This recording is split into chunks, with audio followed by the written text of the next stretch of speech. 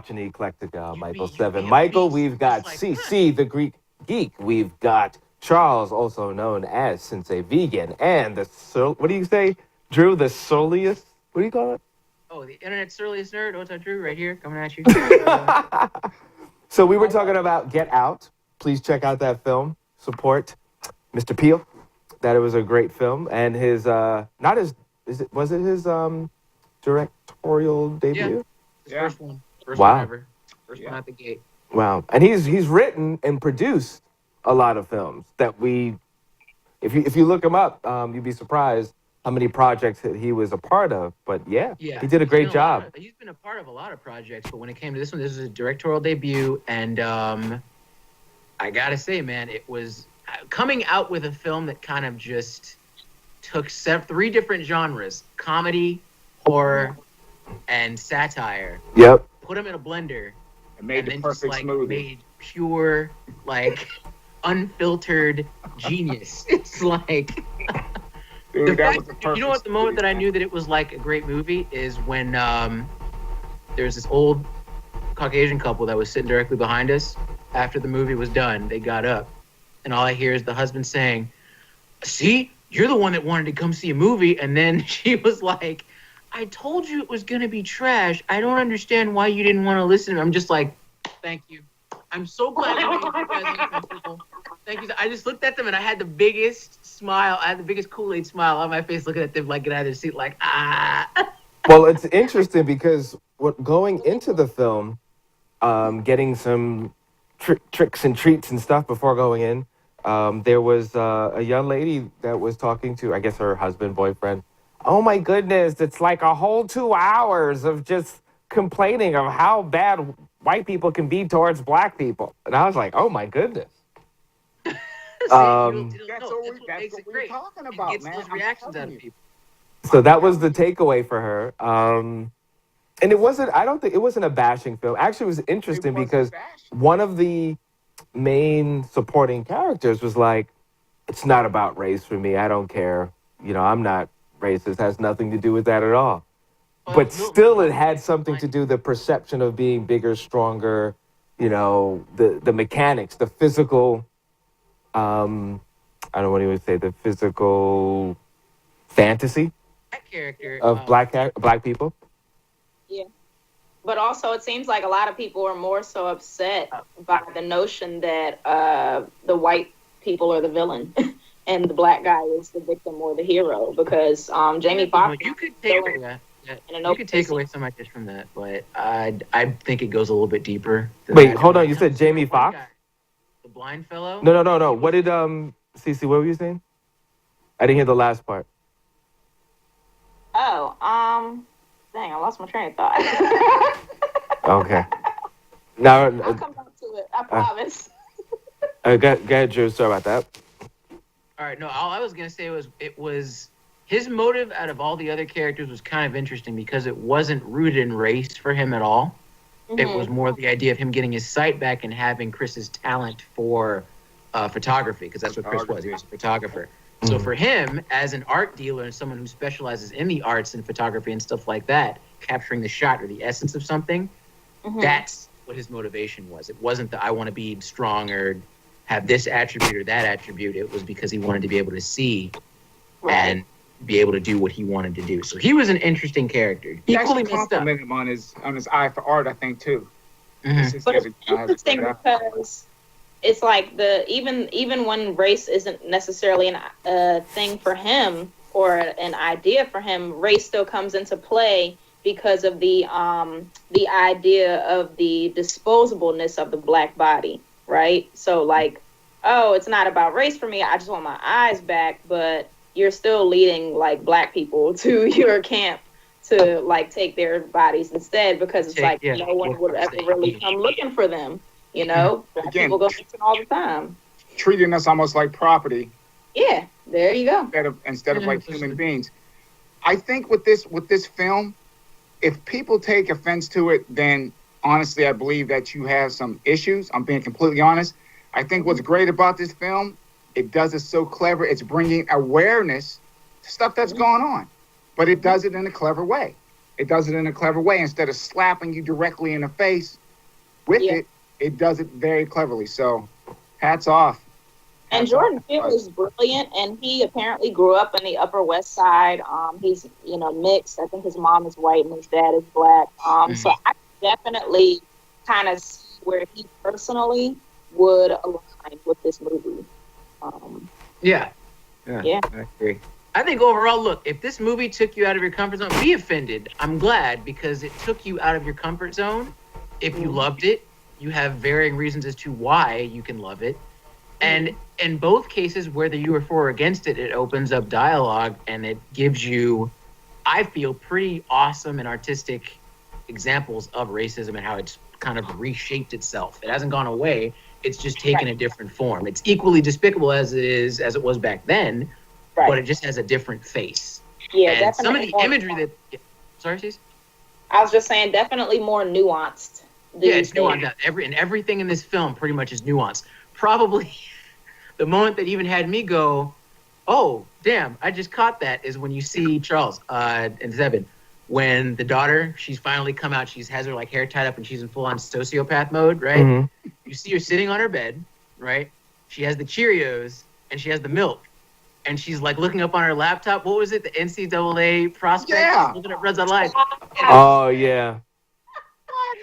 The part that had everybody in theater going, oh, and then you see her take the milk, and it's a black straw, and she's sipping the milk out of the thing. I'm just like, wow. It took me a second to catch that, but when I did, I'm just like, I get it. I get it. Yeah, everyone in the audience. See, that's one of those moments where it is worth going to the movies because you have those joint experiences where people just like, oh. Everybody did the same thing. We're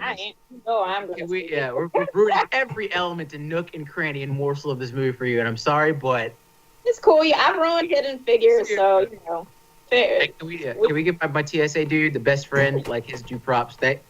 Yeah, definitely, definitely, and it was really important to see this movie in the first weekend because. Again, a black director, and also having a comedian be able to show another side of his personality, and getting the chance to do that in major theaters across, major release is huge. Yeah. I think it's kind of like No, I was just gonna say it's like for a film that very much is not PC. It holds nothing back. It's clever with how it unveils itself, but it's very much not a safe movie for anyone, really. No. It just goes to show that you can take those and tell a good story and still make it a success critically and box out all that good stuff and still be able to go to those places. Like when it comes to like theme and dialogue and just how we treat each other as like, society as a people. I thought that was great. That was rad. There was another strong element in the movie, and my wife and I were talking about this. Friendship. You hear so many people always say, I don't need anybody. All I need is myself. And I always say to people, I don't care who you are, there's going to come a day when you need that friend. And if it wasn't for his good friend, he would have never made it out of there. That's true. Because it could have easily have been the cop from earlier in the day, the day ago. Yeah, that's who I thought it was. Seriously. So it proves you definitely, I don't care who you are, you're going to need somebody eventually. Right. So cherish your friendships, man. And just do some research that whoever you choose as a girlfriend, that their grandparents weren't a part of a cult. That's all. Make sure that they're not, like, hey, what's your favorite color? By the way, were your grandparents ever part of a scientific cult? Scientific cult, you guys on some Heaven's Gate brain swap type stuff? No, we're good. All right, just I know it's made a little bit weird, but we're good. Just checking. The house is nothing but basically a modern day plantation in a sense. Mm-hmm. That's what. I thought they were going to be a little bit more hard on the plantation on it, but it really was this weird cultural experiment that they had, which I thought, again, I can't. It was all that stuff mixed into one. Yeah. With the experiments. The workers, in a sense, the whole trading of Chris, on the auction block, it was like all that How? stuff is wrapped into one. I'm sorry. It That's definitely exactly sounds like the genocide / appropriation mentality taken to the next level. kind Or like of. an individual basis, like a psychological basis, right? Yeah. How All- random was that one Japanese fellow though that was there? Like, that was random. Very random. What? I was like, who are you? Are you gonna help us? Like, But what that, a you know guy, what? though. That also says something to there are those of different, they're I guess they're people of color, but at the same time they feel that they're white. so so he was able to be a part of that whole thing. I think you're not wrong with that, Seven. I think for that fellow, he was such an oddity, but you almost wanted to know more about him than the other characters that were at the party. But I think for him, it was more of like the observation and the scientific interest of what it's like for other people. Because yeah, Asian is considered a person of color. However, and I've said this to people before, Asian folks still have the Caucasoid features. They have the pale skin, they have the straight hair, and that's why I feel in many societies there's this sense of kinship or attraction between white folks and Asian folks. That's why Asian people, for the longest time, were fetishized by white people. And vice versa. And vice versa, yeah. It's like you get the same thing when you go to Japan. Every figure of beauty, the aesthetic is how straight is your hair, Right. how pale is your skin. And it carries over in America. There's people that are on that same stuff. So it's all part of that banner that I call cockophile, because it's just straight hair, straight nose, pale skin. There you have it. That's what the archetype figure is. Depending on where you go in the country, China, Philippines, there's people over there darker than me. Exactly. But they don't put them up on the front. You understand? They were actually systemically exterminated. Like on the brink of extermination, because they try to basically anthropology is stemmed in white supremacy, because it was this overwhelming notion that whites are superior, so they wanted to prove that they were the original race. And it backfired, because the more and more they started studying, the more and more they started realizing that Africans were the original race. And so what they started doing was they created like fake artifacts, like claiming that this skull was like, oh, this white caveman, and it's the oldest skull they found. And another thing that they did was they began exterminating ancient Asian tribes who are, a lot darker than the stereotypical pasty white, like you said, Asian person. And they have their own color caste systems that have, and their whole own ethnic caste systems as well. Very interesting. And they're also known as like the model minority. So there's that whole element that I think you were kind of tapping into, Drew. And they're in sociology, we call them the invisible race, because they're oftentimes like kind of like people treat them like they're nuanced. 1 minute they're the model minority, or 1 minute they're being ostracized. So, There's a tribe in India that is the oldest surviving village, and they're all dark skinned and basically look like Africans, Eastern Africans, and they were. And excuse me. And they just migrated and settled. You can say might as well settled the world.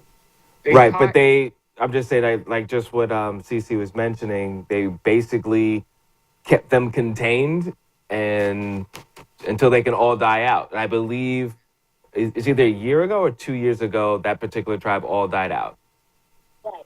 And we saw them try to do the same thing in Australia. The Aborigines. Yep. They did it in Tasmania. Yep. I don't think there's any Tasmanians left. No Tainos either. Yeah. Well, other than like the Dominicans and Haitians who were descended of them. But, yeah. Well, after watching the Get Out, I want to test you, Charles, and I want to test you, Drew. What were you thinking about this guy at the end? Because all I thought about was he's still trapped. That was one of the first questions I had. I'm like, wait, but what happened to Logan? But my thing is this. Taking into account the fact that the family that does the operation that was running the whole thing is dead. Right. I'm thinking that Logan, more than likely, someone will flash something in his face, he'll come to, and then they'll try to like help him out. Or he might do like our other brother did and just take himself out. He was like, I'm not going to sit up there and live the rest of my life like this. And he just and he was gone. So no, I didn't forget about Logan. To answer your question, I didn't forget about that. Hell no. That was one of the first questions I had. I'm like, wait, what happened to Logan though? He's still there. Ah, crap. I think we should make T-shirts and say "Free Logan." Free Logan, and then everybody will mix that up with Old Man, or not Old Man Logan, but Logan, the X-Men movie. Exactly. It won't last too long, dude. All it takes is a flash from a cell phone. That's it. Someone will flash him. Yeah. Is that how they snap out of it? It's like a weird. See, they didn't really go into. I guess it's like some type of triggering thing where if you put the flash in the person's face, it's like the person momentarily, the original person, comes to the surface and they're themselves again. It's like the Men in Black pen. You know? Yeah, almost like partial neuralized thing. Yeah.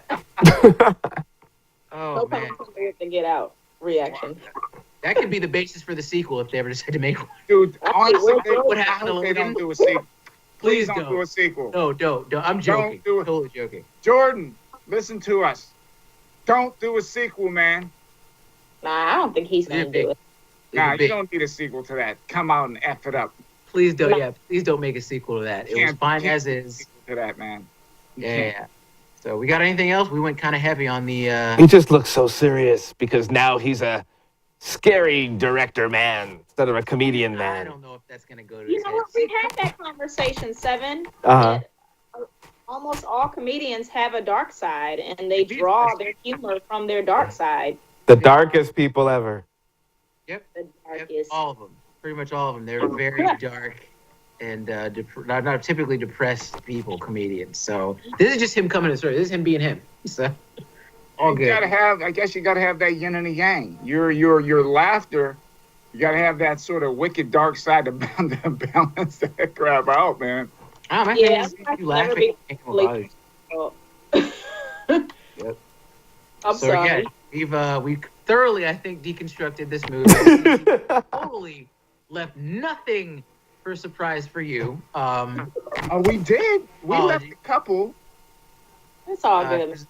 I don't know. I can't think of much else, but I don't know anything else we got, guys. Is like kind of. Well, you know what? On writing on race, since this is our, I guess, our ode to Black History Month. These conversations.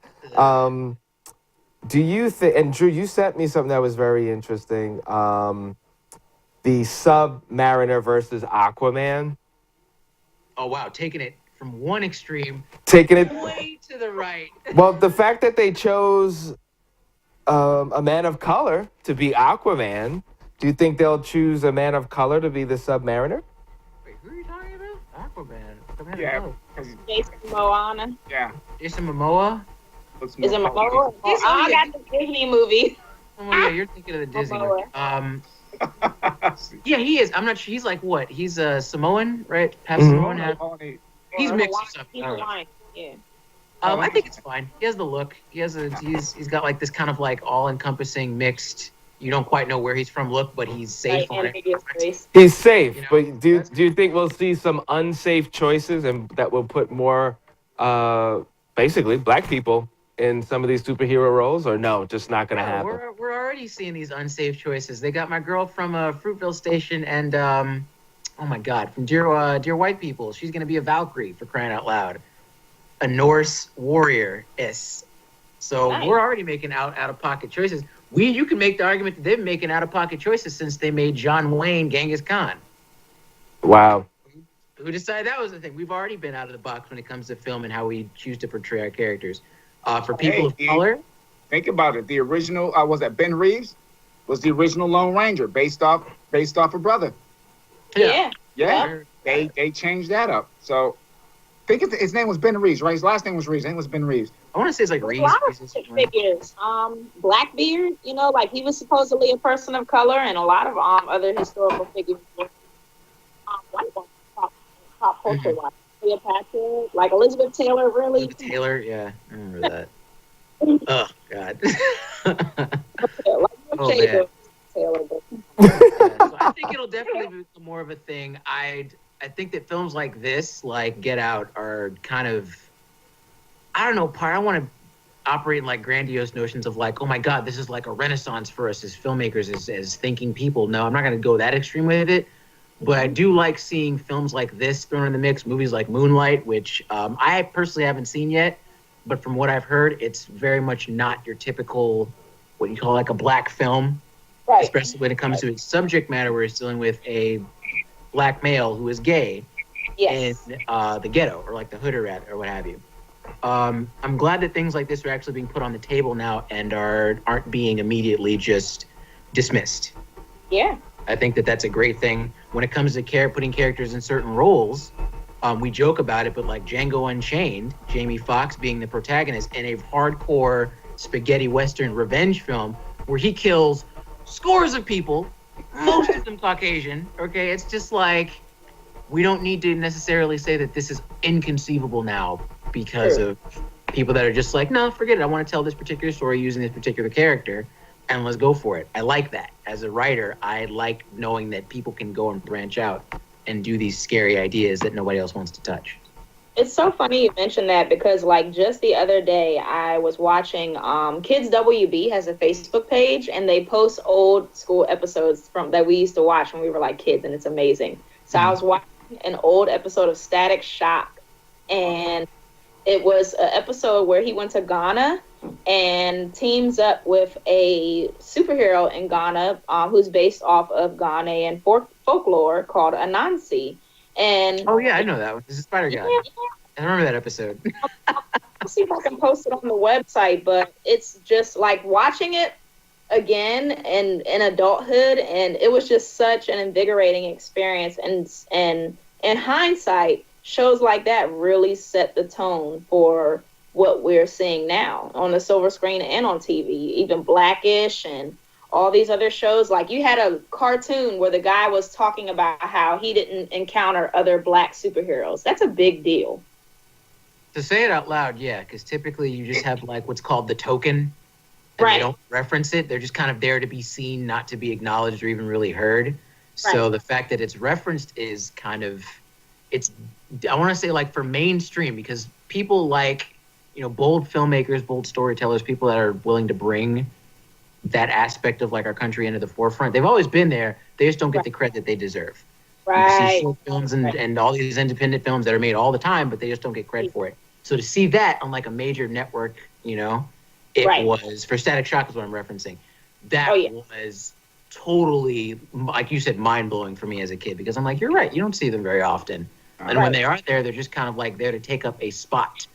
Right. They're usually the best friend, right? But in that show, he was the protagonist and he had the white best friend. And there's even a part in that particular episode where he's like, Africa's different. Like, I'm not a black kid. I'm just a kid. And his friend was like, I guess, like, his friend being his best friend still could not understand how he was feeling being in Africa for the first time because of his white privilege. And it didn't make him a bad person. It didn't make him not his sidekick. But it just made them, that distinction just really spoke to me. It was an element of his character that we hadn't yet probed, and it was practical, and it made sense, and it was historically relevant. It was culturally relevant. Mm-hmm. And when it came to, the genius of Static Shock was that the friend, he was the best friend, but he was his own character. He wasn't just there to just like give one-liners and just be the token. Right. They did the reason, you guys always hear me fussing about how they did my dude, Mr. Terrific in Arrow, because for the longest time, they're just now making him like a functioning character, and he wasn't just the gay, jokey guy who was there to make Felicity be able to walk again before she told him to just like, piss off. That bugged me so hard because he was just the black gay guy that's there to take up this spot. So, it's just, And it's interesting, too, because they added a guy. I mean, think about it a little bit outside the box. I mean, one, for representation, it was good to see more diversity on the show. But at the same time, okay, let's add another guy, but let's also make sure we castrate the guy before we add him. So it's not another guy that she could fall in love with. Castrate? Oh, you're talking about Mr. Terrific? Right, because, you know what I mean? Like, okay. All right, I see what you're saying. You see where I'm going with it? Who got castrated? Talking about black emasculation and right. that notion of, we have right, because every guy that got added to the show became a love interest to Felicity. Except him, because I see what you mean with that. I I can definitely see it. I don't know if I feel like kind of tight in the chest about it. If I really care that much. If you're gay, you're gay. I don't care. I accept you for who you are. But that is an interesting trend because whenever you have these other characters show up, men of color, right? Right. There's that kind of like, I guess, discomfort with the idea of him being interested in the main chick, who's often Caucasian. Right. And you're right, CC. I don't know if you said it. Felicity has basically had some sort of romantic moment with every other dude in the show, Right. except Mr. Terrific, and I think Diggle. Right. Now, think about it. They gave Diggle had a wife, so she couldn't be interested in him. They added another black guy. She can't be interested in him because he doesn't like girls. So it's just interesting. And let me be clear. My thing is the fewer romantic elements that I have, the better for me because I can't stand that crap. But I don't know. I did notice it. So yeah, I hear you. So it's like no black males on that show in general are perceived as sexy or attractive or being wanted in any kind of way, if you think about it. Welcome to my world, people. That's the emasculation piece of it.